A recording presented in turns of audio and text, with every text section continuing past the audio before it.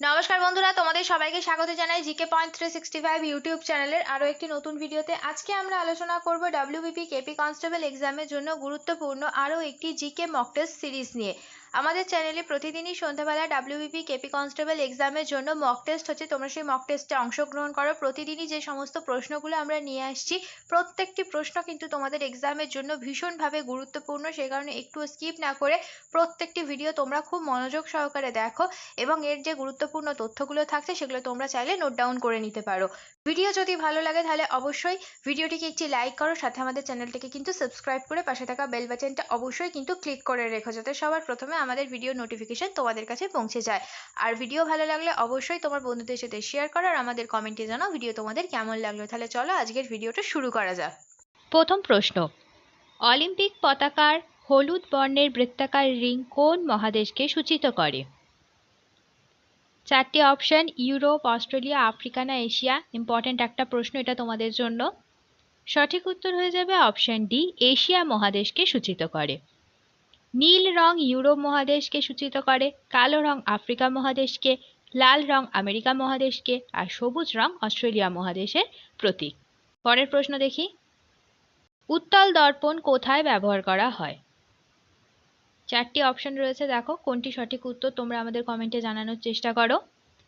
সঠিক উত্তর হয়ে যাবে অপশন এ, গাড়িতে, গাড়ির হেডলাইটে উত্তল দর্পণ ব্যবহার করা হয়। পরের প্রশ্ন, অলবেরুনি কার সাথে ভারতে আসেন? সঠিক উত্তর হয়ে যাবে অপশন সি, সুলতান মাহমুদের সাথে অলবেরুনি ভারতে আসেন।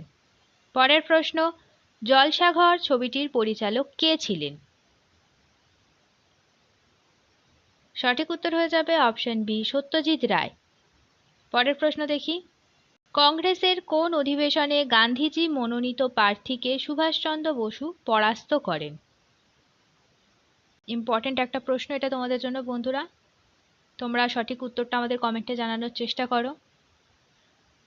সঠিক উত্তর হয়ে যাবে অপশন এ, ত্রিপুরী অধিবেশনে গান্ধীজি মনোনীত প্রার্থীকে সুভাষচন্দ্র বসু পরাস্ত করেন, আর এই অধিবেশন হয়েছিল 1939 সালে। এবার আমরা কিছু গুরুত্বপূর্ণ তথ্য দেখে নেব। জাতীয় কংগ্রেসের প্রথম সভাপতি ছিলেন উমেশচন্দ্র বন্দ্যোপাধ্যায়। জাতীয় কংগ্রেসের প্রথম মুসলিম সভাপতি ছিলেন বদরউদ্দিন তৈয়বাজি। জাতীয় কংগ্রেসের প্রথম সভাপতি, ইংরেজ সভাপতি ছিলেন প্রথম জর্জ উইল। জাতীয় কংগ্রেসের প্রথম মহিলা সভাপতি ছিলেন অ্যানি বেসান্ট। জাতীয় কংগ্রেসের প্রথম ভারতীয় মহিলা সভাপতি ছিলেন সরোজিনী নাইডু। পরের প্রশ্ন দেখি, পৃথিবীর কফির পাত্র বলা হয় কাকে? সঠিক উত্তর কি হবে বন্ধুরা, তোমরা কমেন্টে জানানোর চেষ্টা করো। সঠিক উত্তর হয়ে যাবে অপশন বি, ব্রাজিল। এছাড়া পৃথিবীর চিনির পাত্র বলা হয় কিউবাকে। পরের প্রশ্ন দেখি, মিস্ট্রাল কোথাকার স্থানীয় বায়ু? ভূগোল থেকে আসা একটা গুরুত্বপূর্ণ প্রশ্ন। সঠিক উত্তর হয়ে যাবে অপশন ডি, আল্পস পার্বত্য অঞ্চলের বায়ু হলো মিস্ট্রাল।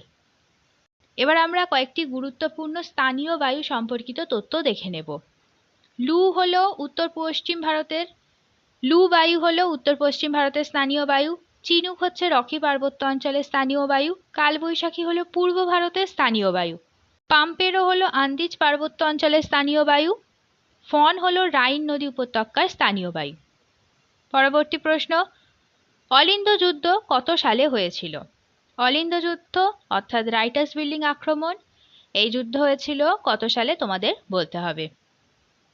সঠিক উত্তর হয়ে যাবে অপশন এ, 1930 খ্রিস্টাব্দে। পরের প্রশ্ন, সুপ্রিম কোর্টের প্রধান বিচারপতি কে? সঠিক উত্তর হয়ে যাবে অপশন বি, সুপ্রিম কোর্টের বর্তমান প্রধান বিচারপতি হলেন ধনঞ্জয় যশবন্ত চন্দ্রচূড়। পরের প্রশ্ন দেখি, ভারতীয় সংবিধানের অ্যান্টি ডিফেকশন আইন কোন তফসিলে বর্ণিত আছে? সঠিক উত্তর কি হবে বন্ধুরা? সঠিক উত্তর হয়ে যাবে অপশন এ, দশম তফসিলে।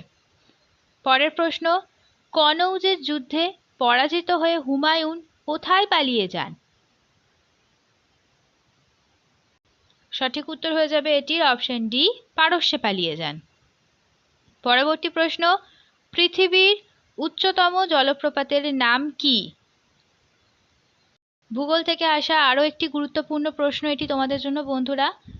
তোমরা কমেন্টে আমাদের সঠিক উত্তর জানানোর চেষ্টা করো, প্রশ্ন চলাকালীনই তোমরা উত্তর করার চেষ্টা করো।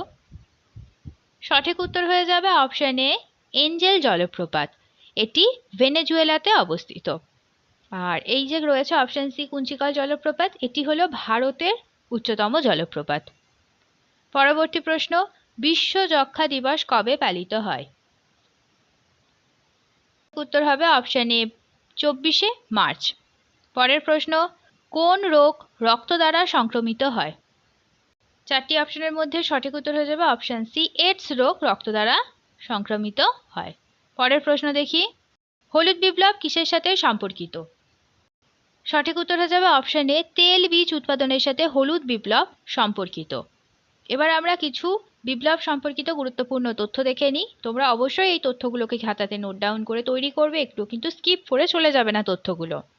সবুজ বিপ্লব, খাদ্যশস্য, ধূসর বিপ্লব, সার, গোলাপি বিপ্লব, পেঁয়াজ, ঔষধ ও চিংড়ি, লাল বিপ্লব, মাংস ও টমেটো, গোল বিপ্লব, আলু, শ্বেত বিপ্লব, দুধ ও ডেয়ারির সাথে সম্পর্কিত। পরের প্রশ্ন, সাতবাহন রাজাদের সময় একটি উল্লেখযোগ্য বন্দর ছিল। সঠিক উত্তর হবে অপশন এ, সোপারা। পরের প্রশ্ন, বীরবল কার ছদ্মনাম? সঠিক উত্তর হয়ে যাবে অপশন বি, প্রমথ চৌধুরীর। পরবর্তী প্রশ্ন, কনফুসিয়ানিজম মূলত কোন দেশের ধর্ম? সঠিক উত্তর কি হবে বন্ধুরা? তোমরা জানলে অবশ্যই কমেন্টে জানানোর চেষ্টা করো। সঠিক উত্তর হয়ে যাবে অপশন বি, চীন ও তাইওয়ানের ধর্ম হলো কনফুসিয়ানিজম। শেষ হলো আজকের ভিডিও। আজকের পর্বে আমরা কিছু গুরুত্বপূর্ণ ডব্লিউবিপি কনস্টেবল এক্সামের জন্য জিকে প্রশ্নের উত্তর দেখে নিলাম। আমাদের চ্যানেলে প্রতিদিনই সন্ধ্যাবেলা জিকে প্রশ্নের উপরে মক টেস্ট হচ্ছে, তোমরা সেই মক টেস্টে অংশগ্রহণ করো। প্রত্যেকটি প্রশ্নই কিন্তু তোমাদের জন্য ভীষণভাবে গুরুত্বপূর্ণ, সেই কারণে একটুও স্কিপ না করে পুরো ভিডিওটা শেষ পর্যন্ত তোমরা দেখো। আশা করছি আমাদের ভিডিও তোমাদের খুব ভালো লাগবে।